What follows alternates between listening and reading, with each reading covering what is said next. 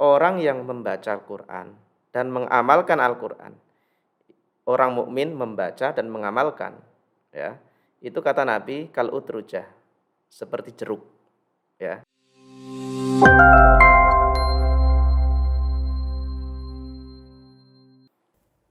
Ya, lantas kalau terkait ini Ustadz, apa?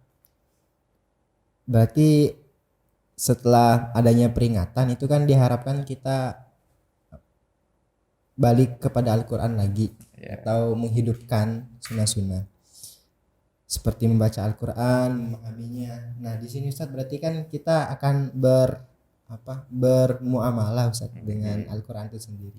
Ya, ya, betul. Nah, bagaimana Ustadz tentang cara bermuamalah menyapa Al-Qur'an ini?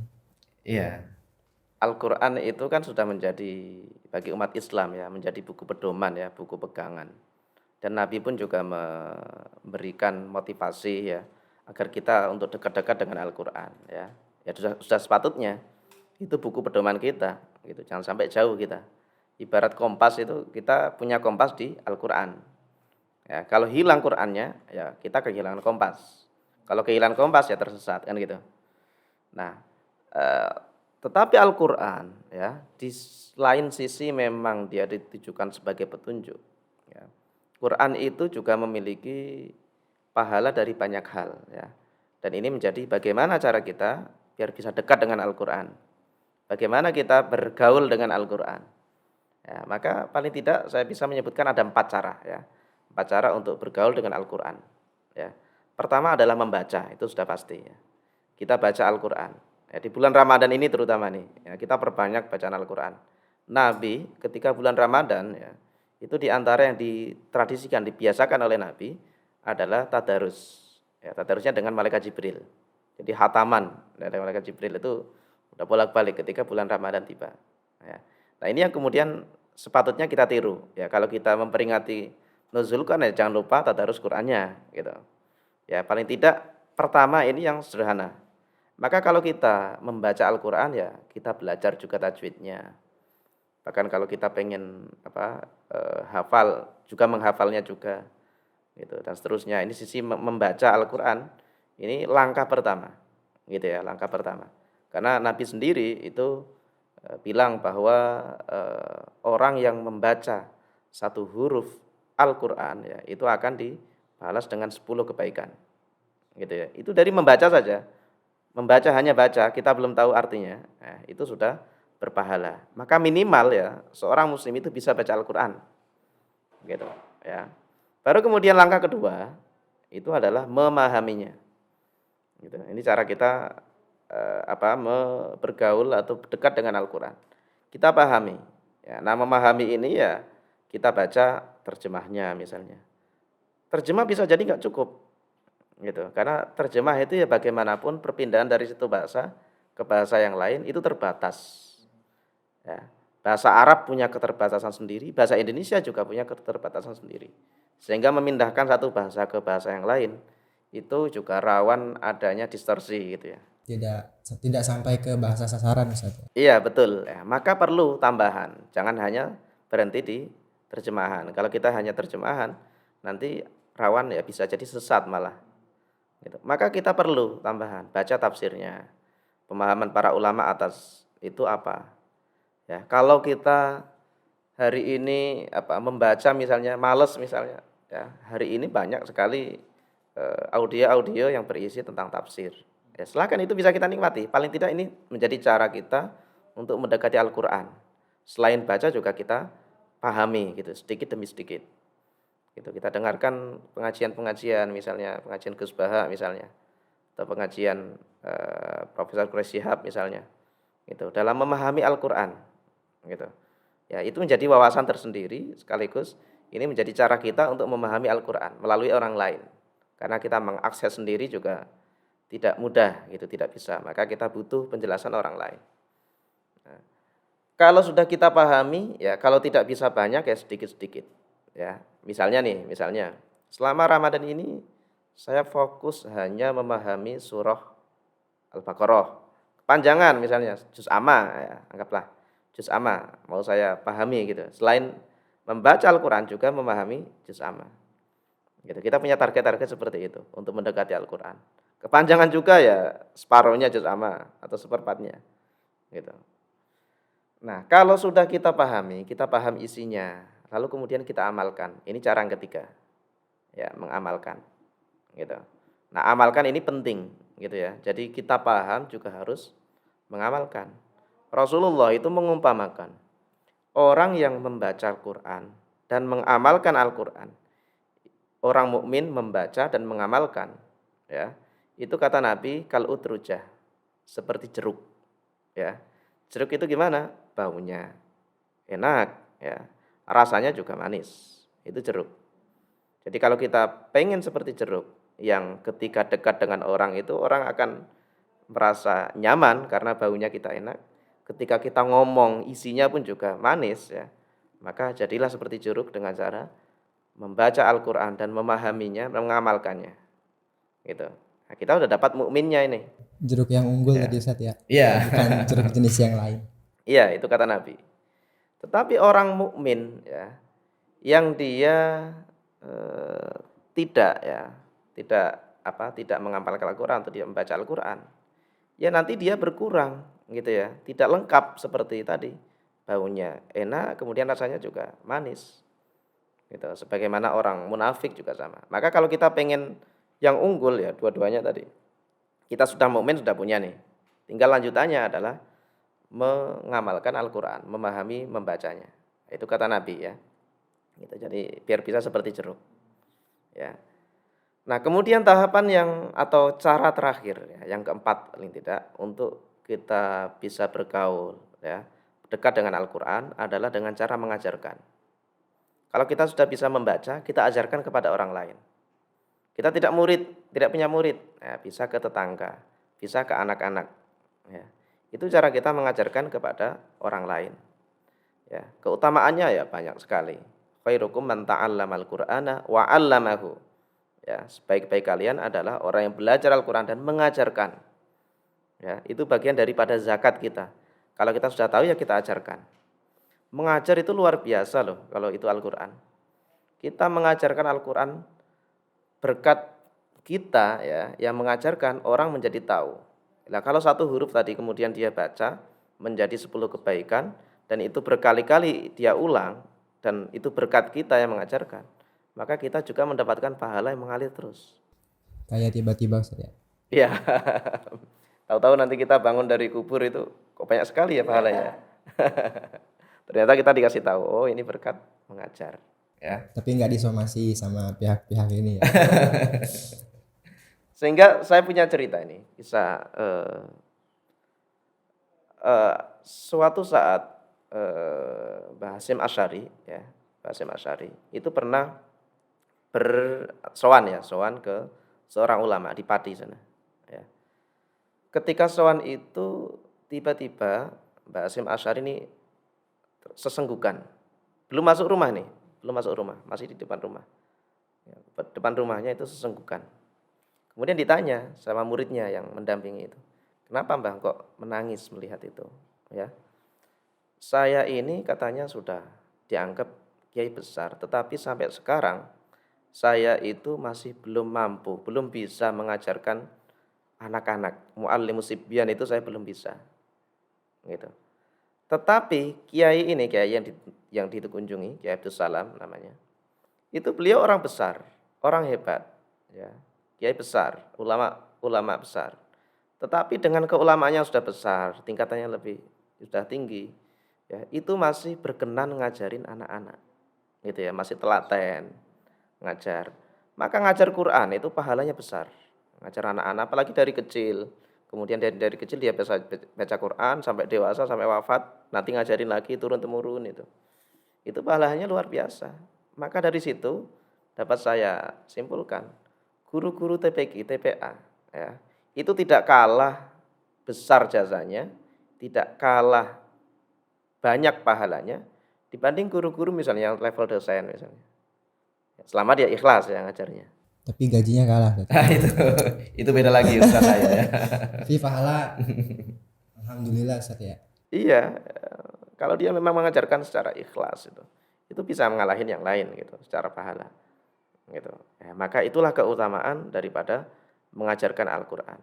Nah, itu luar biasa itu. Tidak semua orang itu bisa telaten loh ngajarin Al-Qur'an itu, apalagi ke anak-anak gitu ya.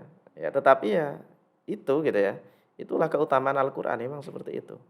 Dari membaca sampai mengajarkan itu semuanya memiliki keutamaan. Maka kalau kita belum bisa level mengajar, paling tidak level terendah tadi, apa membaca gitu ya. Biar bisa kita bisa gimana caranya? Kita belajar baca, belajar tajwid ya. Lalu naik lagi, naik tingkat kita memahami ya. Kita nggak bisa sendiri ya memahami pemahaman orang lain. Kita paham kemudian kita amalkan. Tidak harus nunggu 30 juz dulu ya untuk mengamalkan. Saya harus paham dulu 30 juz baru saya amalin, enggak ya. Bisa kemudian kita amalkan yang hal-hal yang ringan-ringan gitu. Nah, itu yang disebut dengan apa? Ilmu yang bermanfaat itu yang mengalir terus, yang tidak akan terputus amalnya. Gitu. Mengajar tadi. Ada 4 tahap ya teman-teman Darsuners untuk bermuamalah mengkonsumsi Al-Quran sendiri. Itu diantaranya tadi sebagaimana disampaikan oleh Ustadz Udin. Pertama, kita bisa memulai dengan membacanya. Jika sudah selesai pada tahap ini, kita bisa melanjutkannya ke pemahaman terhadap Al-Quran tersebut. Kemudian yang ketiga itu dengan mengamalkannya. Dan yang terakhir itu dengan mengajarkannya. Sebagaimana khairukum man ta'allamal Qur'an wa 'allamahu. Dan ada satu pertanyaan lagi Ustadz yang terakhir Ustadz. Oke. Ini Al-Quran itu kadang-kadang oleh masyarakat itu sering dipertanyakan. Ini terjadi banyak problematika, baik itu problem sosial, problem ekonomi gitu Ustadz. Nah, sekarang dalam problem-problem ini kehadiran Al-Quran itu di mana Ustadz itu kan? Apakah ya dirasakannya itu di mana kehadiran Al-Quran tersebut dalam sebagai apa obat dari problem-problem ini tersebut? Oke, baik. Al-Qur'an ya, secara isi itu dibilang lengkap ya bisa, tetapi secara detail itu memang ya tidak rinci gitu ya. Dia dibilang lengkap oke, tetapi rinci belum ya. Rinciannya ya kadang-kadang ada dalam pembahasannya itu rinci. Misalnya ngomongin tentang waris itu cukup detail ya, tetapi dalam hal lain nanti tidak ya. Secara umum Al-Qur'an itu kan diisi atau bisa dibagi menjadi 3 ya, sesuai dengan pembagian dalam Islam itu ya. Ada yang bersifat akidah, itu sepertiga pertama. Ada yang bersifat syariah ya, atau fikih hukum-hukum. Ada yang bersifat akhlak. Ya.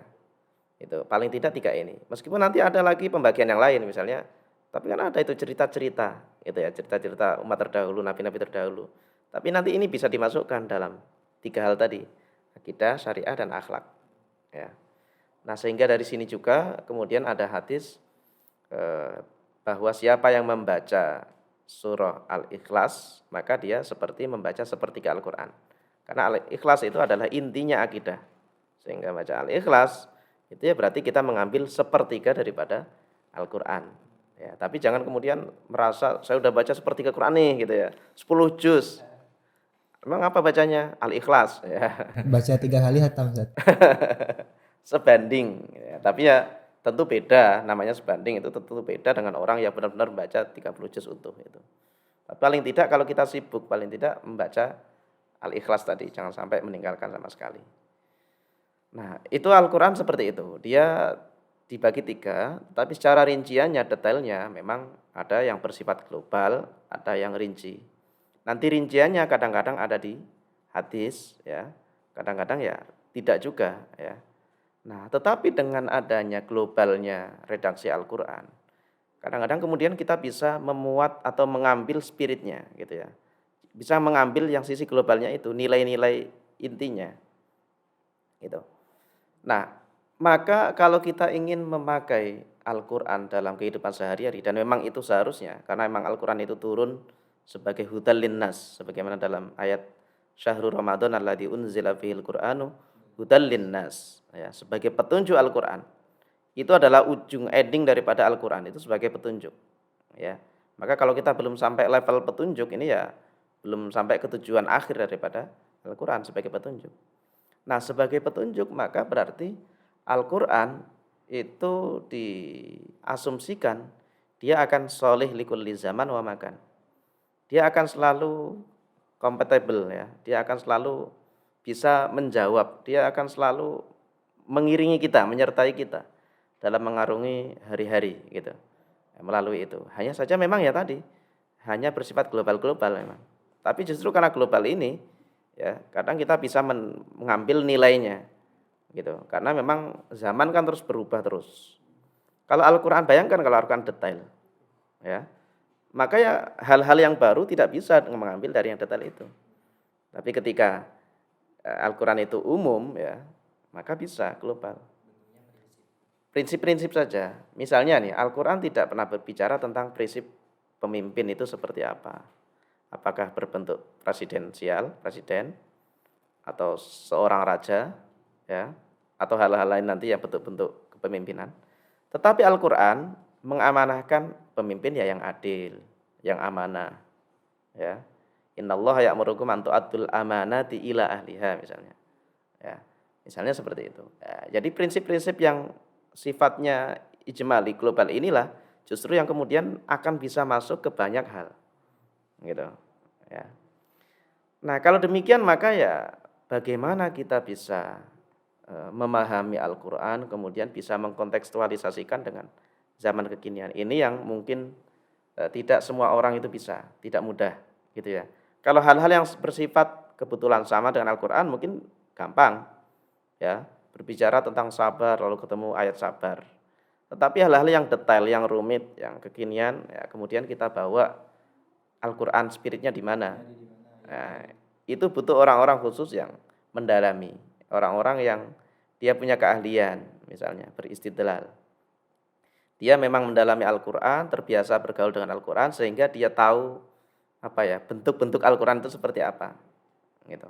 Anggaplah misalnya kalau beberapa waktu lalu itu mengenai hoak itu demikian masif di kita, bagaimana Al-Qur'an menyikapi hoak misalnya ya. Gitu. Ya, maka pertama kita harus yakini bahwa Al-Qur'an itu sebagai petunjuk pertama. Dan petunjuk Al-Qur'an itu akan sholih likulli zaman wa makan tadi. Ya, itu yang harus kita masukkan dalam diri kita itu. Asumsi itu harus muncul dulu. Ya, baru kemudian kita nanti mencari ya. Misalnya dalam surah Al-Hujurat itu ada ayat ya ayyuhalladzina amanu in ja'akum fasiqum binaba'in fatabayyanu. Nah, di situ muncullah prinsip tabayyun ya. Antusibu qauman bijahalatin fatusbihu ala ma fa'altum nadimin. Karena kalau kita enggak tabayyun, khawatir kita akan menjerumuskan, memberikan kebodohan kepada orang lain ya. Fatusbihu ala ma fa'altum nadimin, dan itu akan menjadikan kita nanti menyesal. Gitu. Jadi kalau ada kabar, seseorang bawa kabar binabain, fatabayyanu, maka kita tabayyun. Nah, sebenarnya ayat ini kan kalau kita cari asbabul nuzulnya ya, itu kan ya peristiwa pada zaman Nabi gitu. Ya, yaitu berkaitan dengan Walid bin Uqbah ketika beliau menceritakan bahwa di Banil Mustalik itu katanya mereka tidak mau membayar zakat. Ya, mereka malah di kata Walid bin Uqbah itu mereka memerangi Walid bin Uqbah yang ditugaskan oleh Nabi. Tapi setelah di cross check ternyata kok enggak. Ternyata kok mereka mereka bukan yang seperti itu ya. Mereka ternyata ahli ibadah, pas sholat ya sholat, pas bayar zakat ya mereka bayar zakat. Nah, disitulah pentingnya tabayun misalnya. Peristiwanya bisa beda, ya, tetapi spiritnya bisa kita temukan. Bahwa ketika ada cerita, maka kita tabayun. Kejadiannya tadi itu berarti tidak sesuai dengan realita, kabarnya tidak sesuai dengan realita. Iya, betul, ya. Gitu. Sehingga ada perintah untuk tabayun itu ya karena itu, diperintahkan tabayun. Ketika tabayun kok ternyata iya tidak sesuai realita gitu. Tidak sesuai dengan yang diomongkan oleh Walid bin Uqbah. Ternyata usut punya usut, Walid bin Uqbah itu pernah punya masalah ya, dengan mereka. Ya, sehingga ya wajar kalau seperti itu. Gitu. Nah, misalnya hal-hal semacam ini kan bisa ya kita tarik asbabun nuzul atau cerita dalam Al-Qur'an tadi untuk kita kontekstualisasikan dalam kehidupan zaman sekarang. Dan akan terus terpakai. Iya, akan bisa gitu ya. Tinggal bagaimana kita bisa mengambil spiritnya itu tadi, mengkontekstualisasikan gitu. Tetapi untuk menjawab seperti itu kita juga tidak bisa serampangan ya. Serampangan ada masalah asal ambil ayat Al-Qur'an ya. Apalagi terjemah kita nggak paham gitu ya. Asal ambil, nah, repot seperti itu. Ya, nanti khawatir malah justru kita tidak tepat menggunakan ayat Al-Qur'an. Maka itu juga yang khawatirkan para ulama ya. Para ulama itu mengkhawatirkan Quran ini kalau tidak disertai dengan pemahaman yang utuh ya, itu khawatir justru malah akan menjerumuskan. Ya, misalnya kita menggunakan ayat-ayat perang untuk keadaan damai, kan tidak tepat gitu ya. Kita menggunakan ayat-ayat yang sudah dinasakh ya untuk keadaan sekarang padahal itu sudah dinasakh misalnya dan seterusnya. Maka itu khawatirnya seperti itu. Gitu. Maka itulah perlunya kita untuk memahami Al-Qur'an secara menyeluruh dengan melihat pendapat para ulama ya, kemudian kita kontekstualisasikan. Jangan asal main kembali ke Quran gitu ya. Karena kembali Quran khawatirnya kembali ke terjemah Al-Qur'an. Itu yang bahaya ya. Nanti ya itu tadi waqatilul musyrikina kafah kama yuqatilunakum kafah ya. Memerangi orang-orang musyrik keseluruhan. Padahal kan lihat dulu itu ayat apa, keadaannya seperti apa, konteksnya seperti apa. Itu yang perlu dilihat ya. Itu paling tidak seperti itu. Tapi untuk contoh-contoh yang kecil saya kira itu akan berlaku kapanpun, tentang sabar, tentang syukur, tentang akhlak misalnya. Akhlak yang ditampilkan oleh dalam surah Al-Luqman misalnya. Luqman itu kan ada ya wasiat-wasiat Luqmanul Hakim terhadap putranya misalnya. Untuk hormat kepada orang tua, untuk tidak syirik, ya, itu akan berlaku terus-menerus, gitu, yang bersifat akhlak-akhlak seperti itu. Maka itu yang bisa kita petik ya untuk menjawab problematika kita ya dalam konteks kekinian, ya, dan itu saya kira masih banyak. Tinggal kita mau nggak ya untuk mengambil spirit itu, gitu. Nilainya ada banyak ya Ustadz ya. Iya. Tapi diantaranya juga Ustadz ini ada beberapa sih lihat beberapa video gitu saat reels IG kemudian video-video lain itu ada yang viral juga sih terkait ini Ustaz. Mungkin ini saya juga ingin bertanya nih Ustaz. Di sana dikatakan katanya kalau puasa tapi tidak sholat puasanya ditolak, tidak diterima dengan dalih farqu bainal muslim wal kafir itu as-shalah. Oh. Nah, ini bagaimana meluruskan ini Ustaz? Oh, dengan dasar iya, tadi. dengan ngambil dasar ini melihat apa artinya kemudian langsung difahami seperti itu tapi meninggalkan sholat puasa tapi meninggalin sholat gitu. Ya. Baik. Kewajiban sholat itu sendiri, kewajiban puasa itu sendiri. Ya, memang ada pendapat yang kemudian mengaitkan itu ada. Itu kan sama halnya misalnya bagaimana hukum orang haji dengan uang korupsi misalnya. Itu kan sama kayak gitu. Sah atau enggak? Memang ada yang mengatakan ya enggak sah gitu. Enggak sah karena dia memakai uang korupsi. Sebagaimana orang yang puasa tapi enggak sholat. Ya ada yang bilang enggak sah karena sholat itu adalah dilewati puasa. Gitu. Tetapi kemudian ya, pemahaman yang lain dan ini yang umum adalah sholat itu sendiri, gitu ya, dan puasa itu sendiri, berbeda, ya, bahwa nanti kemudian, oh kalau gitu dia masuk dalam kategori hadis Nabi yang rubba so'imin laisa lahu min siyamihi illal ju'a wal atas, ya. Betapa banyak orang yang dia puasa, ya, tetapi dari puasanya nggak dapat apa-apa kecuali lapar dan dahaga, gitu. Nah itu bisa masuk di situ, ya. Itu kalau kemudian kita kaitkan dengan hadis lain, siapakah yang tidak dapat apa-apa? Ya, di antaranya adalah orang yang zur, ya, man lam yata qaula zur, orang yang tidak mau meninggalkan ucapan zur dan mengamalkan. Apa itu zur? Zur itu maksiat, ya, atau kebohongan, yang ghibah misalnya dan lain-lain. Gitu. Maka bukan berarti kemudian puasanya kemudian batal, hanya saja hampa. Hampa itu enggak ada pahalanya gitu ya. tetapi dia meninggalkan sholat, itu dosa sendiri lagi. Gitu ya. Dia dosa karena meninggalkan sholat. Ya. Kemudian puasa, ya secara kewajiban gugur, tetapi secara pahala nggak dapat apa-apa. Gitu. Sebagaimana kayak tadi kalau haji misalnya. Hajinya ya sebagai kewajiban gugur, tapi haji nggak dapat apa-apa karena menggunakan uang hasil korupsi. Nah, dalam konteks ini berarti sholatnya itu tetap dosa karena sholat itu wajib, gitu. Tetapi hubungannya dengan puasa, maka puasanya nggak dapat pahala. Tapi bukan berarti kemudian puasanya itu ya nggak sah misalnya ya. Ya gimana? Sahnya sah, gugur kewajibannya iya, tetapi nggak ada isinya, gitu, kosong, gitu. Ya, sudah terjawab banyak ya pertanyaan-pertanyaan yang tadi disampaikan, dan sudah terjawab secara komprehensif. Banyak ilmu juga yang sangat padat kita dapatkan di kesempatan kali ini. Dan tadi saya juga teringat pesan dari beliau untuk ya tinggal kitanya saja ingin mencari atau tidak tatkala ingin menyesuaikan ini kehadiran Al-Quran ini di mana, seperti itu. Di keadaan yang banyak problematika ini kehadiran Al-Quran itu di mana ya. Itu kitanya udah nyari atau belum, seperti itu.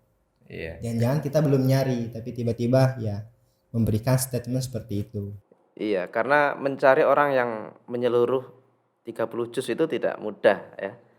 Wong kita lihat penafsir misalnya, orang mufassir yang 30 juz saja, untuk konteks hari ini aja jarang. Yang cuma satu surah itu mungkin ada banyak, atau satu tema itu mungkin banyak, tetapi 30 juz itu yang tidak mudah. Sedangkan untuk bisa kita menjaring, ibaratnya menjaring ayat Al-Qur'an yang cocok perlu itu kan berarti butuh mutolaah 30 juz kan gitu ya. Berarti dia harus hafal Al-Qur'an ya.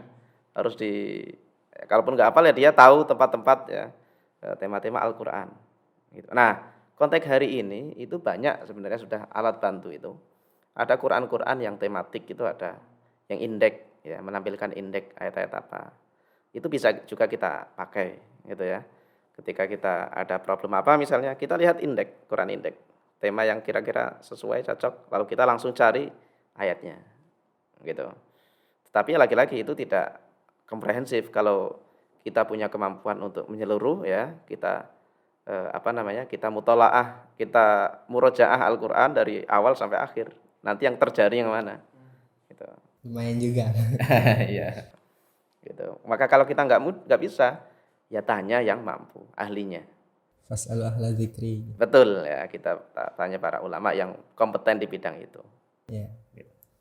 Baik teman-teman Darsuner, kalau kita tidak tahu ya berarti tadi ya harus nanya ke orang yang tahu. Di antaranya itu ya yang hafiz, yang sulit juga dicari. Nah di antaranya ini beliau sendiri seorang hafiz. Bukan, saya masih biasa. Baik Ustadz, sudah selesai sih Ustadz beberapa pertanyaannya. Dan mungkin kesempatan kali ini membahas nuzul Quran kita cukupkan sampai di sini Ustadz. Iya, alhamdulillah. Alhamdulillah banyak ilmu yang sangat daging semua, kalau kata orang itu daging semua. Dan semoga kita di antaranya selain dapat mendapati ilmunya juga dapat mengamalkan tadi pesan-pesan beliau. Khususnya sekarang di bulan Ramadan itu bagaimana kita bermuamalah dengan Al-Quran tadi. Demikian Ustaz ya. Iya, betul. Baik teman-teman, mungkin sampai di sini ya. See you next time di podcast selanjutnya. Assalamualaikum warahmatullahi wabarakatuh.